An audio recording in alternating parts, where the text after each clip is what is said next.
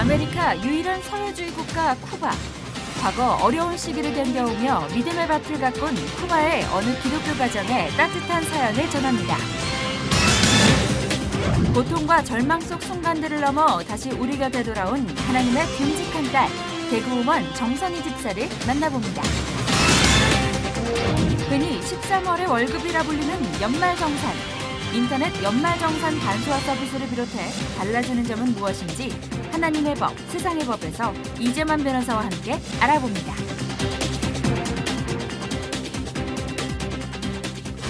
안녕하십니까. 양인순 목사입니다. 성탄절을 앞두고 각 기관마다 성탄 메시지를 발표했는데요. 언제나 그렇듯이 올해도 가장 중요한 키워드는 사랑과 섬김입니다. 성탄에 연말에 많은 말들이 써져 나오고 있습니다. 그러나 허다한 말들이 다 무슨 소용이 있겠습니까? 지금 여기에서 내가 행하는 사랑의 섬김, 이것부터 좀 챙겨야겠습니다. C채널 매거진 굿데이, 오늘 12월 19일 금요일입니다.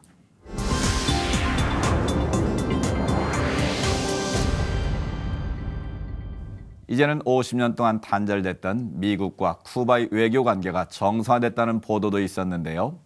구소련 붕괴 이후 어려움을 겪었던 나라 중에 하나가 바로 쿠바죠. 그런데 쿠바의 위기를 기회로 바꾼 이야기가 있다고 합니다. 어떤 내용인지 지금부터 한번 만나보시죠.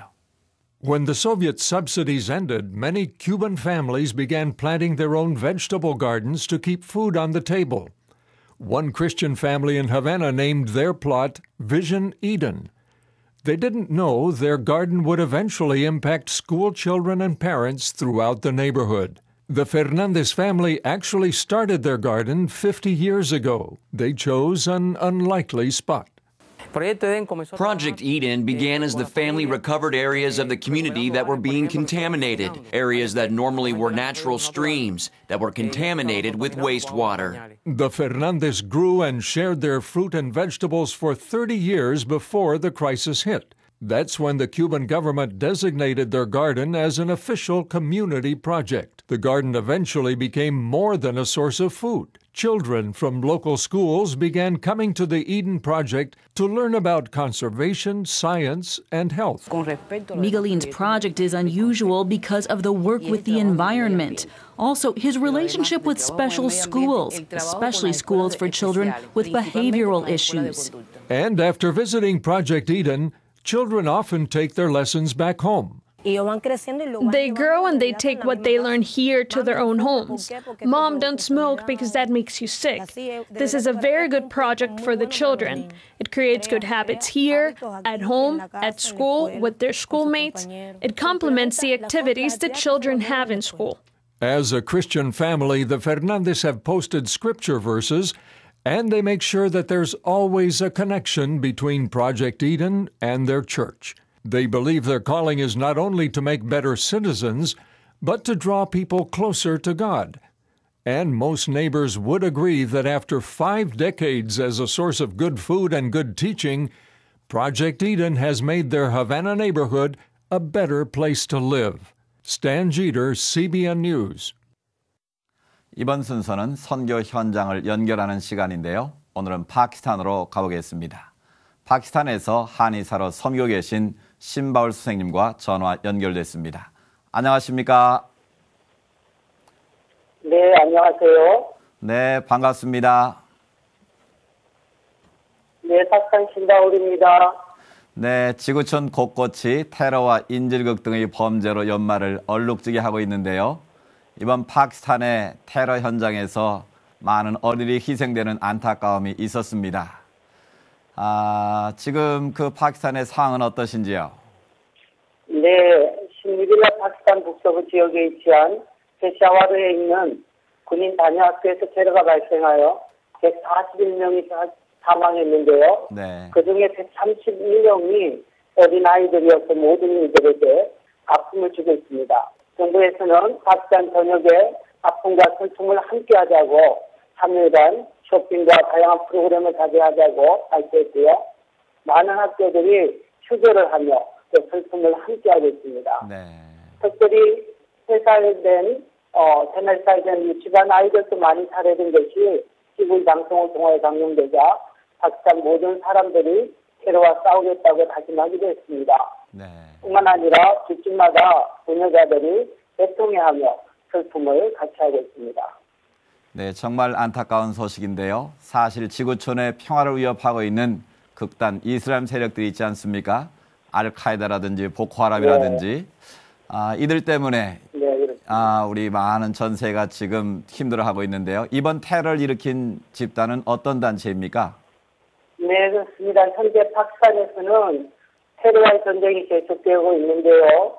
지난 화요일 날 일어난 테러도 테러와의 연장선상에 있는 것입니다. 파키스탄군은 지난 6월 9일 탈레반이 파키스탄의 해안 도시인 카라치에 위치한 국제공항을 공격해 26명이 사망하자 일주일 뒤에 탈레반의 본거지를 공습하며 또 토탕전에 들어갔었습니다. 네. 이러한 일들로 인해서 또다시 학교를 공격한 것입니다.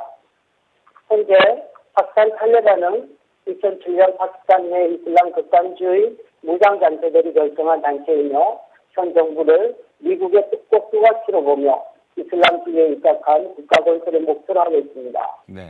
그래서 알카이다와는 연계되어 있지만 아프간 탈레반과는 별개의 단체인 것입니다.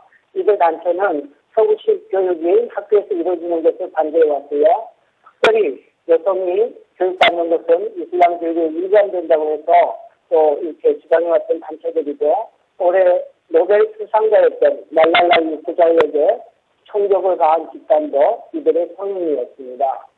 그렇군요. 정말 안타깝습니다. 이제 성탄절이 다가오고 있는데요. 우리 선생님께서는 파키스탄에서는 기독교 박해가 심하다고 알고 있기 때문에 성탄절 상황이 어떨지 좀 궁금한데요. 어떻습니까? 네, 파키스탄에서의 성탄은 한국에 비하면 조용하지만 그러나 모든 기독교인들이 주님 오심을 축하하며 어린아이들이 준비한 성탄 발표회를 보며 함께 즐거워하고 있고요. 네. 또한 가족과 친척들이 서로 선물을 주고받으며 담소를 나누는 기독교인들의 명절이기도 합니다. 그렇군요. 또한 파키스탄에서의 연말과 새해는 그리 중요하게 여기지 않아 피부에 와닿는 행사는 없고요. 다만 기독교인들이 새해 아침에 각자의 교회에서 예배를 드리는 것으로 새해가 시작됩니다. 그렇군요. 현재 파키스탄은 정치적으로 또한 사회적으로 많은 혼란한 가운데 있습니다. 특히 나라가 안정되고 또 평화의 나라가 되기를 위해 기도해 주시기를 기대합니다. 기독교인들에 대한 박해가 심한 나라로 알려져 있는 파키스탄이어서 그곳에 전해주시는 성탄 소식이 더욱 감사하기만 합니다. 모쪼록 테러로 인한 희생자들이 더 이상 나오지 않기를 기도하겠고요. 주님의 은혜와 평강이 그 파키스탄 땅에도 함께 하시기를 주의 이름으로 축복합니다. 귀한 소식 감사합니다. 네, 감사합니다.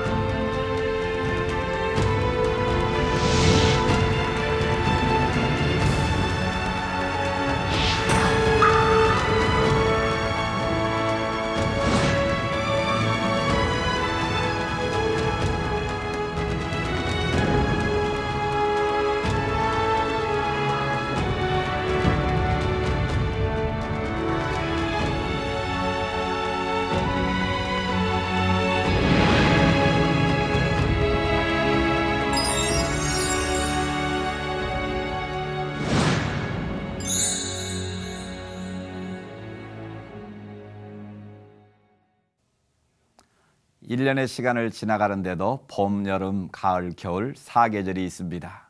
우리의 인생의 사계도 그렇겠죠.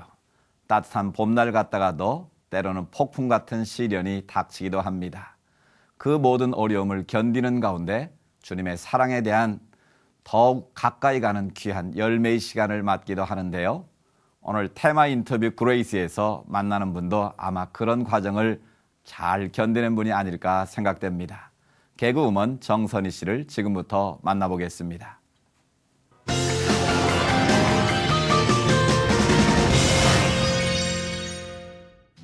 말하는 일이라면 누구에게도 지지 않을 자신이 있었고 누군가를 웃게 해주는 것이라면 그렇게 신나고 좋았던 시절.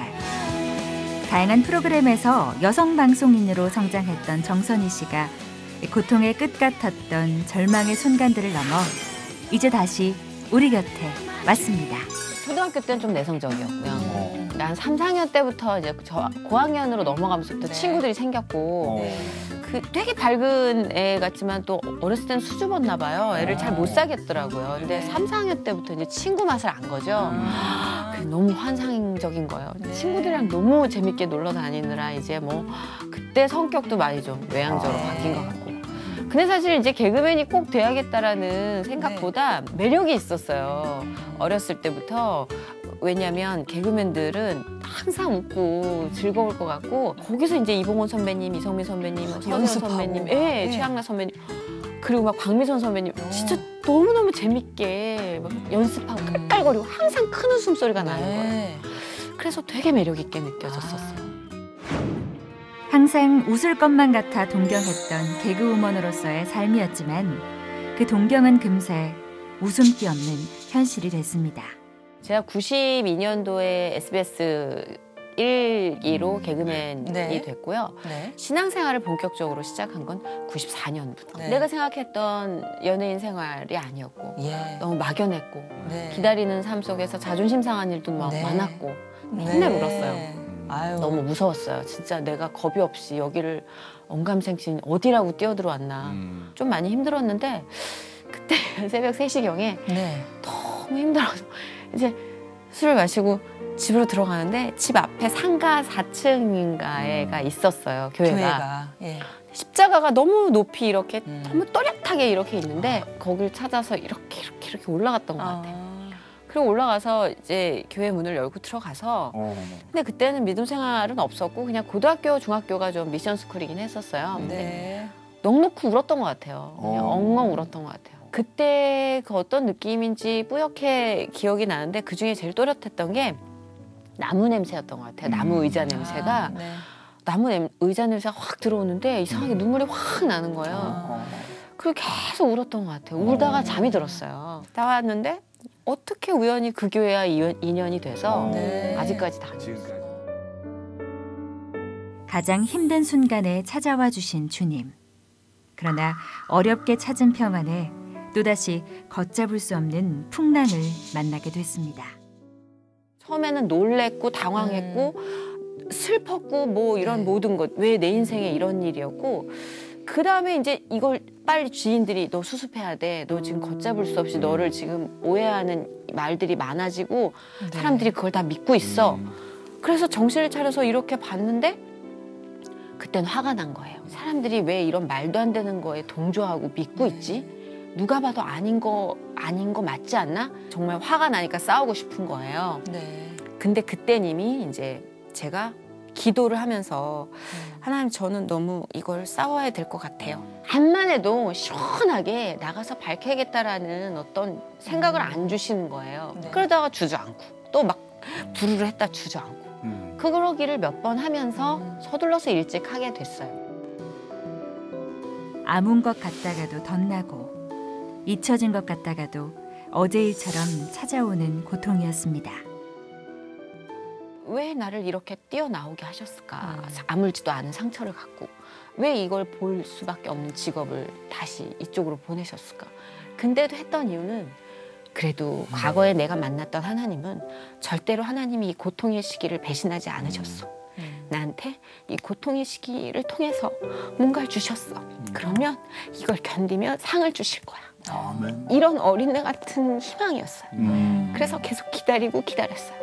그랬더니 하나님이 그 시기를 통해서 정말 드라마틱한 반전을 이루어주시진 않고 뭐 미니 시리즈 결과처럼 너의 억울함이 다 풀릴 거라는 뭐 결말을 주시진 않았어요. 그렇지만 너무 고마웠던 건 그 시절에 만난 사람들이 너무 소중한 사람들이 많아요.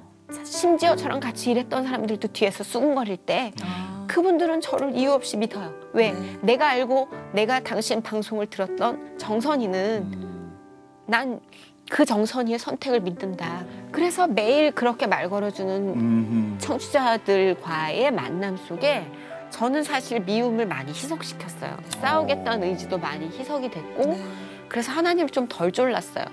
빨리 복수해 주세요. 빨리 갚아주세요. 이거 대신 감사해요.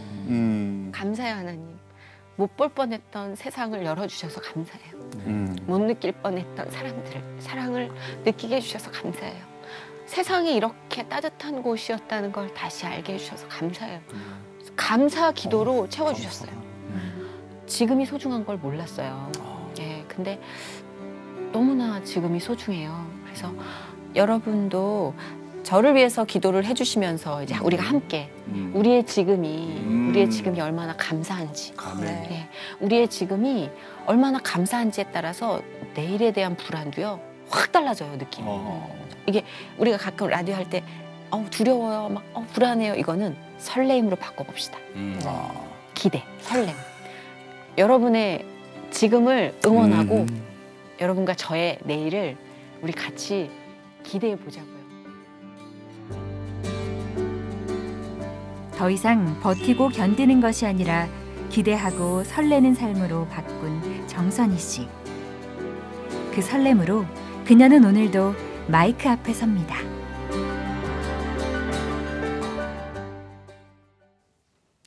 C채널 매거진 굿데이는 여러분과 함께 만들어가는 방송입니다. 방송에 관한 좋은 의견이나 제보하실 내용이 있으시면 아래 전화번호와 이메일로 연락 주시기 바라고요. 인터넷 검색창에 C채널이라고만 쓰시면 언제든지 저희 방송을 다시 보실 수도 있습니다. 꼭 한번 확인해 보시기 바랍니다. 이번에는 교계 뉴스 시간입니다. 첫 번째 소식입니다. 현재 우리의 삶은 인터넷의 발전을 통해 언제 어디서나 원하는 정보를 얻을 수 있는데요. 하지만 그 이면에는 어두운 모습도 나타나고 있습니다. 특히 청소년 인터넷 중독으로 인한 피해가 계속해서 증가하고 있는데요. 사단법인 한국청소년 바로세우기 운동협회가 인터넷 중독에 대한 대책과 대응 방안을 마련하기 위해 포럼을 열었습니다. 유성원 기자가 보도합니다. 최근 한국정보화진흥원 인터넷 중독대응센터의 조사 결과에 따르면 청소년 스마트폰 중독 위험군은 2011년 10.4%에서 2012년 10.7%, 2013년 11.7%로 매년 증가하고 있는 것으로 나타났습니다. 또한 여성가족부가 발표한 인터넷 스마트폰 이용 습관 진단 결과에서는 조사 대상 초중고등학생 170만 명 중 인터넷 중독 위험군은 10만 5천여 명, 스마트폰 위험군은 24만 명으로 나타났습니다. 많은 청소년들이 서로 즐거운 대화를 나누고 운동과 같은 취미 활동을 하며 소통하기보다는 스마트폰에 빠져 있는 것이 현실입니다. 애들이 소통하려 하지 않고 생각하려 하지 않고 계속 스마트폰만 쳐다보고 이렇게 돼서 되게 심각한 문제인 것 같고 빨리 대책이 마련돼서 아이들이 중독에서 벗어났으면 좋겠습니다. 사단법인 한국청소년 바로세우기 운동협회가 청소년들의 인터넷과 스마트폰 중독 문제 해결 방향을 논의하기 위해 청소년 인터넷 중독 어떻게 대처할 것인가를 주제로 청소년 세움 포럼을 개최했습니다. 협회는 이번 포럼을 통해 청소년들이 인터넷 중독에 대한 효과적인 대책과 대응 방안을 마련해 중독에서 벗어나 꿈과 희망을 펼칠 수 있길 기대했습니다. 인터넷이 스마트폰으로 들어온 이 시점에 수많은 전문가들은 개인과 가정, 학교와 교회 그리고 정부가 모두 나서서 대책을 강구해야 한다고 한 목소리로 얘기하고 있습니다. 그만큼 인터넷 중독은 여러 중독 중에서도 가볍게 생각해서는 안 될 아주 중요한 사안입니다.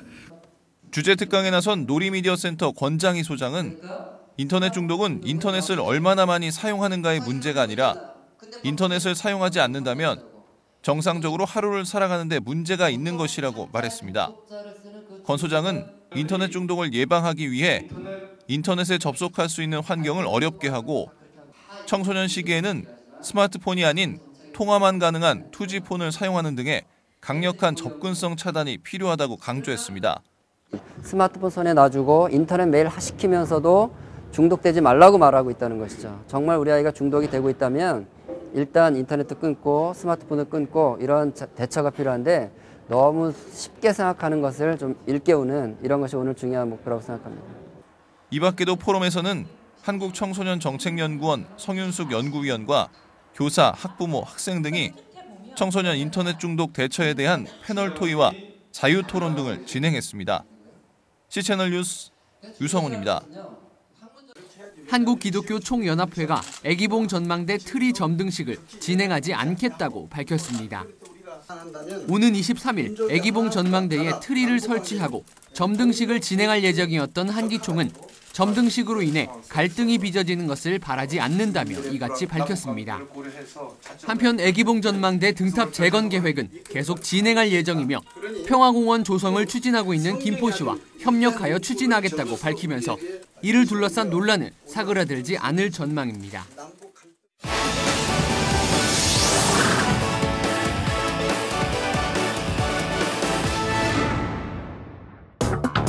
근로소득이 있는 모든 근로자가 대상이 되는 13월의 월급 연말정산. 2015년 연말정산은 소득공제 항목이 세액공제로 전환되는 등 달라지는 부분이 많아 어느 해보다 근로자와 회사 실무자에 더 많은 관심이 필요합니다. 달라지는 연말정산, 하나님의 법 세상의 법에서 자세히 알아봅니다.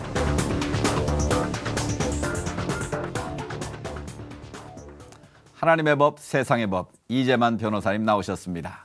안녕하십니까? 네, 안녕하세요. 연말이 되면 직장인들이 13번째 월급이 기대가 되는데요. 네. 올해도 이거 기다리시는 분들 많을 것 같은데. 예. 그 연말 정산이라는 것은 이제 1년 동안 낸 그 원천 징수된 그 근로소득세를 판단 기준으로 해서 네. 여러 가지 공제에 대한 그 항목들이 있는데 네. 그 공제에 대한 서류를 신고서를 내면 네. 그 공제를 한 후에 결국 다시 계산해서 환급해 주는 그런 제도입니다. 물론 이제 세금을 더 내는 경우도 있지만 대체적으로 이제 환급받는 경우가 많죠. 그렇군요. 예. 그 연말정산 그러면 서류 준비가 막 복잡하다 이런 생각들을 많이 하실 것 같은데요. 아마 국세청에 들어가면 내가 쓴 모든 자료를 한눈에 볼 수 있다고 하는데. 예. 그 국세청 홈페이지에 들어가면 연말정산 간소화 서비스라는 그런 항목이 있습니다. 거기에 들어가면 그렇군요. 본인이 그동안 필요한 그 자료들이 거기 다 들어가 있어요. 네. 뭐 의료비라든지 교육비 이런 것들이 다 들어가 있고 그래서 그 부분을 활용할 수도 있고요. 네. 또 하나는 이제 거기서 찾을 수 없는 것들은 평소부터 본인이 그 소비 습관을 좀 합리적으로 하기 위해서 그 여러 가지 자료들을 영수증이라든지 이런 걸 모아 놓아서 그것을 이제 결국 신고할 때 사용하면 됩니다. 그러니까 그 국세청에 들어가면 자료도 있지만 또 본인이 이제 습관적으로 그렇죠. 쓸 때 그 자료를 좀 잘 준비하면 좋겠군요. 그렇죠. 이제 소비를 하면서 이거는 공제 한도가 됐다. 그러면 지금 그거에 피해서 다음으로 넘어가서 사용하고 쉽게 얘기해서 이제 그 신용카드 같은 경우도 요번에 바뀌었는데 신용카드도 체크카드나 신용카드나 다 뭐 공제 한도가 20% 소득 공제 한도 20%였었는데 근데 지금 바뀌어서 신용카드의 경우에는 오히려 15%로 줄고 체크카드는 20%에서 30%로 늘었어요. 그 두 배나 차이가 나죠. 그렇죠. 그러니까 이제 자기 총 급여의 25% 이상을 쓰면 결국 공제를 받을 수 있으니까 자기 급여의 그 일정한 한도까지 이미 썼다고 하면 그 다음부터는 체크카드를 쓰는 게 유리하니까 그런 상황, 소비 현황을 보면서 이제는 신용카드를 써야 되겠다. 이제부터는 체크카드가 유리하겠다. 이렇게 되면 절세를 할 수 있는데 요새 이제 저금리라서 사실은 저축도 별로 금리가 없고 또 투자도 마땅치 않은 불만족스러운 이럴 때는 이런 소비 습관에 의한 절세가 상당히 중요하죠. 그러니까 지혜로운 소비가 필요하겠군요. 그렇습니다. 연말 정산은 이제 중요한 것은 내가 1년 동안 인컴 수입이 얼마나 됐느냐. 또 우리가 어떤 부분을 공제받을 수 있겠느냐. 또 어떤 서류를 준비해야겠느냐. 뭐 이런 걸 중점적으로 좀 살펴야 될 것 같은데 어떻습니까? 그 공제하는 항목은 뭐 월세가 나가면 월세, 뭐 의료비, 뭐 교육비, 뭐 자녀에 대한 뭐 공제 여러 가지가 있습니다. 근데 금년에 특히 바뀐 게 그동안은 소득공제였었는데 소득공제 항목 중에 일부가 세액공제로 변경됐습니다. 그게 무슨 뜻인가요? 소득공제 항목에서 세액공제 항목으로 바뀌었다는 게 선뜻 와닿지가 않는데 무슨 의미인가요? 그러니까 결국은 이제 그 소득공제라는 것은 본인의 소득 전체 총 연소득이죠. 연소득에서 일정 부분을 공제해 주는 거죠. 네. 말하자면 뭐 교육비가 들어갔으면 교육비 얼마를 일정 부분을 소득에서 공제해 줘서 그 남는 그 소득 가지고 세율을 곱해서 세금이 나왔어요. 네. 근데 지금은 소득공제 항목 중에 일부 항목을 세액공제로 바꿨습니다. 어떻게 바꿨냐면 소득에서 일정 부분을 소득 중에서 공제하는 게 아니라 소득은 그냥 놔두고 네. 이 상태에서 세금을 계산을 해요. 예. 그리고 그 세금 중에서 일정 부분 그 공제할 항목 중에 뭐 10%든 12%든 계산해서 결국은 그 세금을 줄여주는 거죠. 세금을 이제 줄여주는 그렇죠. 방식으로. 네. 전체 소득에서 그 소득을 줄여서 세율을 계산하는 게 아니고 네. 세율을 계산해서 세금이 나온 후에 네. 그 세금 중에서 일정 부분의 세금을 줄여주는 게 세액공제예요. 그렇군요. 네. 그래서 소득공제 항목도 그대로 있고 네. 그 소득공제 항목 중에서 일부 소득공제 항목이 세액공제로 바뀐 것이 이제 가장 큰 변화죠. 그럼 소득이 높으신 분들과 소득이 좀 낮으신 분들 어떤 사람에게 유리한 제도인가요, 이거는? 이게 세액공제가 되면 네. 이번엔 과표 구간도 바꿨습니다. 네. 과표 구간이라는 것은 뭐 한 연소득이 1,200만 원이다 그러면 세율이 6%밖에 안 돼요. 네. 근데 이게 올라갈수록 초과 세율이 많아져서 3억이 되면 결국 38%가 세금입니다. 근데 지금은 과표 구간이 1억 5천만 돼도 38%가 됐어요. 그러니까 과거에는 3억쯤 연소득이 3억 돼야 38% 세금 낼 사람이 네. 1억 5천만 돼도 38%를 내니까 소득이 올라갈수록 그 세율이 높아졌고 네. 또 하나는 세액공제가 됐기 때문에 대략적으로 저소득층 기준으로 해서 한 5천만 원에서 연소득 5,500만 원을 기준으로 한다면 네. 그 미만의 경우에는 좀 세금이 좀 줄어듭니다. 네. 근데 그 이상의 경우에는 세금이 대폭 늘어날 가능성이 효과가 있군요. 예, 이런 늘어날 수 있죠. 예. 그럼 좀 더 구체적으로 이제 그 사례를 좀 한번 소개를 해주시면 좋겠습니다. 예. 그 전에는 이제 가령 자녀에 대해서는 그 6세 이한 한 명당 100만 원씩 전체 소득에서 빼주고 그다음에 세율을 곱했어요. 네. 근데 이게 세액공제로 바뀔 때는 자녀 한 명당 결국 그 15만 원씩 자기 세금에서 깎아줘요. 2명일 때는 30만 원. 네. 그다음에 2명을 초과해서 3명이 되면 그때부터는 20만 원이에요. 네. 그 송일국 씨가 그 삼둥이가 있죠. 네. 그 삼둥이 있을 때는 이제 옛날 같이 달리 지금 세액공제니까 결국 한 명당 15만 원이니까 45만 원. 아니 30만 원. 30만 원. 그래서 3명째부터는 20이에요. 3명째부터는 20. 네. 그러니까 이제 50 저게 되죠. 50만 원. 되는 거네요. 네. 또 4명이면 70만 원이 되겠죠. 그래서 이렇게 세액공제를 아이를 자녀 출산을 장려하기 위해서 이렇게 바로 세금에서 깎아주기도 하고.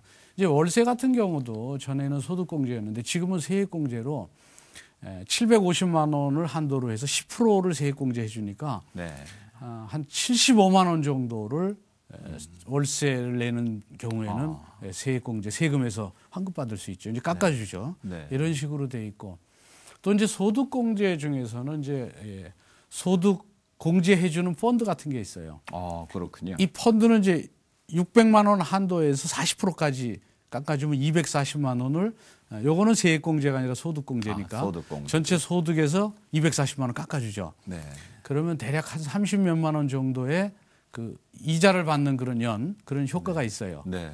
근데 펀드가 보통 한 6% 수익률이면 한 6점 몇 프로의 그런 이 세금의 이익이 있으면 12, 3%의 이자를 받는 거니까. 그런 효과가 있는 거군요. 그렇죠. 그러니까 근데 이것도 아무나 들을 수는 없고 연소득이 7천만 원 이하인 근로자만 들을 수 있어요. 네. 그래서 이 펀드를 600만 원 한도에서 들으면 이제 이런 효과는 있는데 문제는 이게 펀드기 때문에 원금 보장이 안 되잖아요. 손실 가능성이 손실 가능성이 있죠.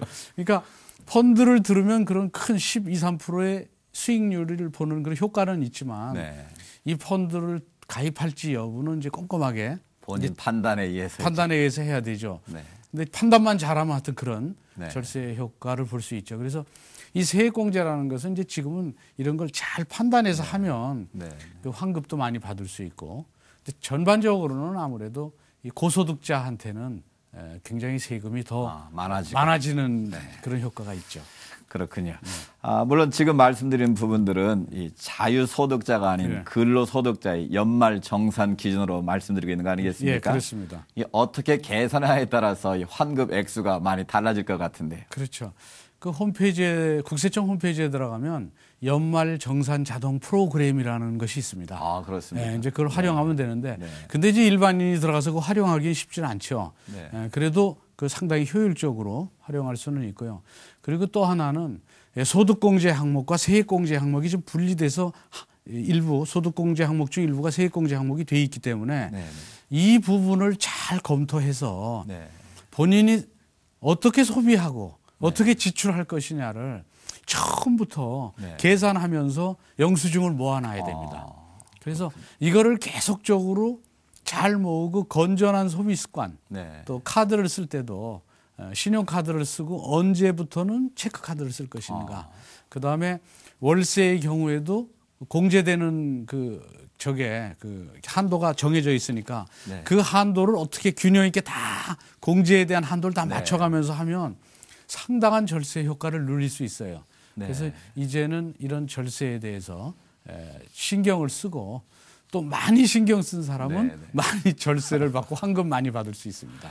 예, 그러니까 바뀐 제도를 좀 잘 이해를 하고 이제 어떻게 내가 소비를 할 것인가에 대한 소비 계획도 세우고 그렇습니다. 또 좋은 습관을 가지고 하시면 정말 좋은 제도를 잘 활용할 수 있겠네요. 그렇습니다. 예, 그렇습니다. 올 1년 동안도 열심히 일하신 우리 많은 근로자분들 다시 한번 수고했다는 말씀 전해드리고 싶고요. 연말정산 꼼꼼히 잘 챙기셔서 13번째 월급 잘 챙겨보시기 바랍니다. 오늘 이재화 변호사님 귀한 말씀 감사합니다. 고맙습니다.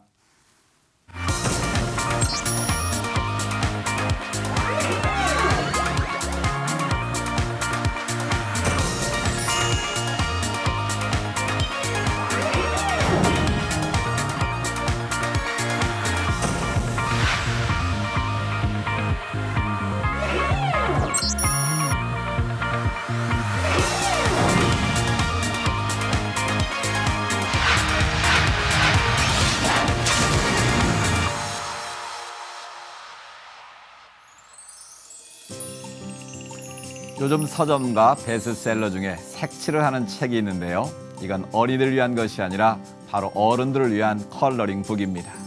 직접 손으로 색을 칠하면서 스트레스 해소를 경험하게 된다고 하는데요. 비단 색칠하는 것이 스트레스를 없앤다기보다 누구나 이런 몸과 마음의 쉼이 필요한 게 아닌가 생각이 됩니다. 마음에 여유가 있는 하루 되시기 바라고요. 저는 여기서 인사드리겠습니다.